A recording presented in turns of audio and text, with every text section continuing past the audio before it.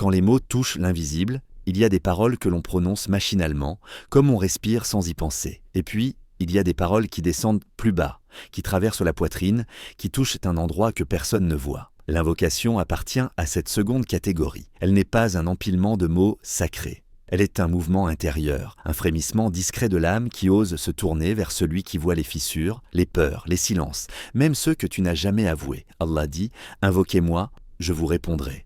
Sourate Ghafir 40, 60. Mais ce verset n'est pas une promesse mécanique. Il ne dit pas « récite », il dit « invoque ». As-tu déjà remarqué la différence ? Invoquer, ce n'est pas parler fort, ce n'est pas parler longtemps, c'est parler vrai. Il y avait cet homme, écrasé par les dettes, isolé dans un monde où personne ne l'écoutait plus. Chaque nuit, il levait les mains. Les mêmes mots revenaient, les mêmes demandes, les mêmes larmes parfois. Mais son cœur, lui, doutait. Il récitait en espérant, sans vraiment croire. Un soir, épuisé, au milieu de son invocation, il s'est arrêté. Le silence a pris toute la place. Puis il a murmuré, presque honteux, « Oh Allah, même si je ne vois rien changer, même si je ne comprends pas, je crois que tu m'entends. » Ce n'était pas une belle invocation.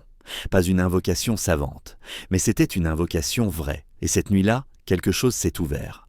Pas un compte bancaire, pas une opportunité visible, mais une paix intérieure, si profonde, qu'elle a précédé toute solution, comme si son cœur venait enfin de s'aligner avec ses paroles. Allah nous rappelle dans le Coran, « Et quand mes serviteurs t'interrogent sur moi, alors je suis tout proche. Je réponds à l'appel de celui qui m'invoque quand il m'invoque. » Sourate Al-Baqarah 286. Allah ne dit pas « quand il parle », il dit « quand il m'invoque ». Il y a des invocations qui montent à peine au plafond et d'autres qui traversent les cieux parce qu'elles portent le poids de la sincérité. Parfois, ce n'est pas Allah qui tarde à répondre, c'est le cœur qui n'est pas encore descendu au niveau de la vérité. Alors prends un instant, juste un instant, et demande-toi en silence, quand tu récites une invocation, est-ce ta langue qui parle ou ton cœur qui se prosterne ? 2. Croire d'avant de voir. Nous vivons dans un monde obsédé par l'épreuve.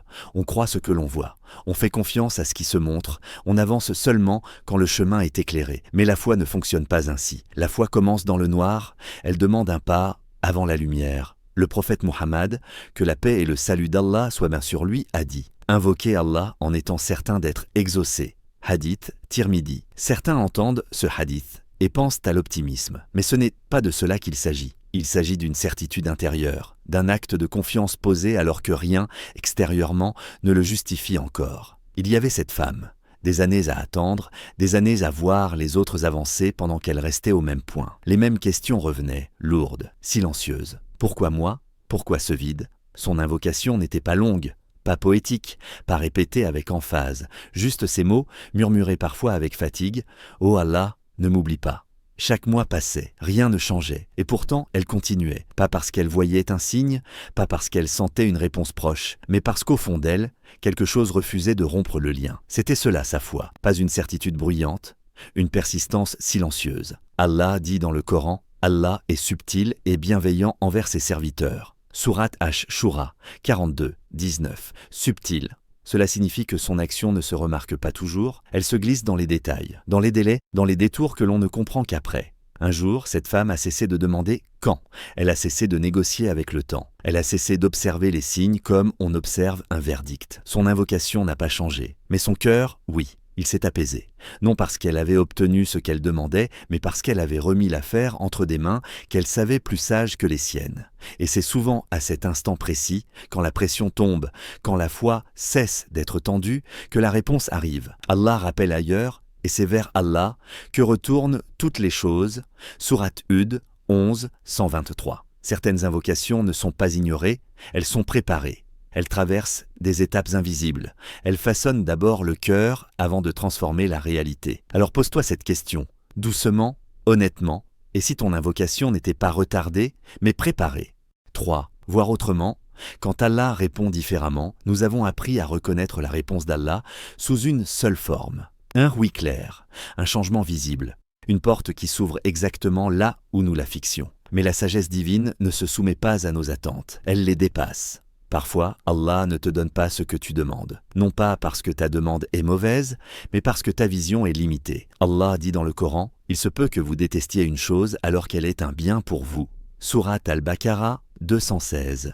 Ce verset n'est pas une consolation, c'est une clé de lecture du réel. Un homme demandait chaque jour le même poste. Il le visualisait, il s'y projetait. Il l'incluait dans ses invocations, convaincu que c'était là sa délivrance. Les mois passaient, refus après refus, silence après silence. Il en voulait au destin. Puis, subtilement, il en a voulu à Allah. Pourquoi cette porte restait-elle fermée alors qu'il invoquait sincèrement? Avec le temps, une autre réalité s'est révélée. Dans cet environnement qu'il convoitait, les compromissions étaient constantes, les valeurs fragiles. La foi exposée, grignotée lentement. Ce refus n'était pas un abandon, c'était une barrière invisible. Allah ne l'a pas éloigné d'un poste, il l'a éloigné de ce qui aurait brisé quelque chose de plus précieux que la réussite, son lien avec lui. L'invocation à ce moment-là cesse d'être une demande extérieure, elle devient un outil de transformation intérieure, car l'invocation ne change pas seulement ce qui arrive, elle change celui à qui cela arrive. Le Coran nous enseigne avec une lucidité dérangeante, et Allah sait, tandis que vous ne savez pas. Sourate Al-Baqarah 2, 216. Ce verset heurte l'ego. Il remet en question notre certitude de savoir ce qui est bon pour nous. Il rappelle que notre désir n'est pas toujours aligné avec notre salut. Certaines réponses divines arrivent sous forme de détour, d'autres sous forme de retard, et certaines sous forme de refus définitif. Mais toutes portent une sagesse, même quand elle est douloureuse à accepter. Il y a des invocations qui ne sont pas exaucées parce que leur accomplissement aurait été une perte de foi, de paix, de direction. Alors Allah répond autrement, il protège, il détourne, il ferme, non par dureté, mais par miséricorde. Et c'est souvent avec le recul, parfois des années plus tard, que l'on comprend que ce silence apparent était en réalité un langage. Et si ce que tu prends pour un silence était en réalité une protection divine. 4. Récite. Et abandonne-toi, il arrive un moment précis dans la vie spirituelle où l'invocation cesse d'être une liste de demandes. Les mots deviennent plus courts, les silences plus longs, et le cœur, enfin, commence à céder. Ce moment n'est pas spectaculaire, il ne fait pas de bruit, mais il change tout. C'est l'instant où tu comprends que tu as trop porté, trop contrôlé, trop négocié avec le destin. Alors, l'invocation ne cherche plus à convaincre Allah. Elle reconnaît simplement « Je n'y arrive plus sans toi ». Le prophète Mohammed, que la paix et le salut d'Allah soient moins sur lui, nous a enseigné une invocation qui révèle cette vérité profonde. Ô toi qui retournes les cœurs, affermis mon cœur sur ta religion.